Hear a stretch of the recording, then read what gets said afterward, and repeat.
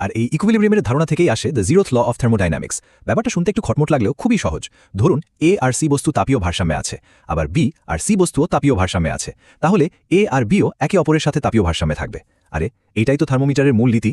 Thermometer C যখন আমাদের শরীরের এর সংস্পর্শে আসে তখন দুজনের তাপমাত্রা সমান হয়, মানে তারা ইকুইলিব্রিয়ামে আসে, আর আমরা সেই রিডিংটাই দেখি। এইবার আমরা চলে এসেছি শক্তির নিয়ম বইয়ের সবচেয়ে গুরুত্বপূর্ণ দুটো অধ্যায়ে। এগুলো হলো ফার্স্ট এবং second law. The first law of thermodynamics আসলে নতুন কিছু নয়, এটা আমাদের সবার পরিচিত শক্তির সংরক্ষণ সূত্র। মানে শক্তিকে আপনি তৈরিও করতে পারবেন না, ধ্বংসও করতে পারবেন না, শুধু এক রূপ থেকে অন্য রূপে বদলে দিতে পারবেন, ব্যাস। এই ফার্স্ট লকে একটা ছোট্ট সমীকরণ দিয়ে লেখা যায়, delta Q is equal to delta U plus delta W. এখানে ডেল্টা কিউ হলো সিস্টেমে যে তাপ দেওয়া হলো, ডেল্টা ইউ হলো তার ভেতরের শক্তির পরিবর্তন, আর ডেল্টা ডাব্লিউ হলো সেই সিস্টেম দিয়ে যে কাজটা হলো। এখন এই ডেল্টা ফেলটা দেখে ঘাবড়ানোর কিচ্ছু নেই, কারণ ব্যাপারটা আসলে আমাদের প্রতিদিনের আয়ব্যয় হিসেবের মতোই সোজা। বেশ, এবার আসি দ্য সেকেন্ড ল অফ থার্মোডাইনামিক্সে।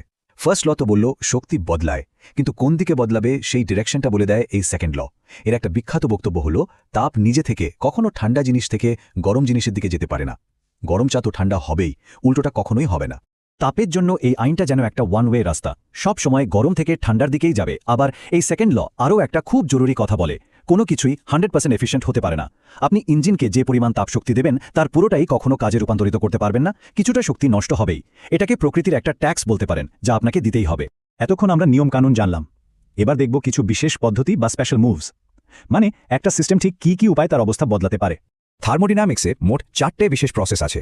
আইসোব্যারিক, যেখানে চাপ বা প্রেশার স্থির থাকে; আইসোকরিক, যেখানে আয়তন বা ভলিউম স্থির থাকে; আইসোথার্মাল, যেখানে তাপমাত্রা বা টেম্পারেচার স্থির; আর এডিয়াবেটিক, যেখানে কোনো তাপের আদান প্রদান হয় না। চলুন একটা একটা করে এগুলোকে খুব সহজ করে বুঝে নিই। প্রথমটা হলো আইসোবারিক প্রসেস, যেখানে প্রেশার কনস্ট্যান্ট। ভাবুন একটা আলগা ঢাকনা দেওয়া হাঁড়িতে জল গরম করছেন, বাষ্পের চাপে ঢাকনাটা উপরে ওঠে, মানে আয়তন বাড়ে, কিন্তু চাপ একই থাকে। স্লাইডের পিভি ডায়াগ্রামে দেখুন, এর গ্রাফটা একটা একদম সোজা আনুভূমিক বা হরিজন্টাল লাইন, যা দেখাচ্ছে যে চাপ বদলাচ্ছে না। এরপর আসছে আইসোকোরিক প্রসেস, যেখানে ভলিউম কনস্ট্যান্ট। এর সবচেয়ে ভালো উদাহরণ হলো প্রেশার কুকার।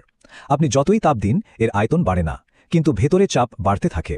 ডায়াগ্রামে আবার খেয়াল করুন, আইসোকোরিক প্রসেসের গ্রাফটা একটা খাড়া বা ভার্টিক্যাল লাইন।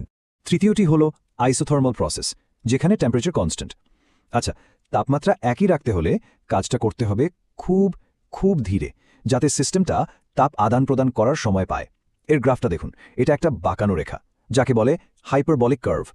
আর আমাদের শেষ স্পেশাল মুভ হলো অ্যাডিয়াবেটিক প্রসেস। এটা ঠিক আইসোথার্মালের উল্টো। এখানে কোনো তাপের আদান প্রদান হয় না, আর প্রসেসটা হয় খুব খুব দ্রুত, এত ফাস্ট যে তাপ পালানোর সময় পায় না। যেমন গাড়ির টায়ার ফাটলে গ্যাস হঠাৎ ঠান্ডা হয়ে যায়।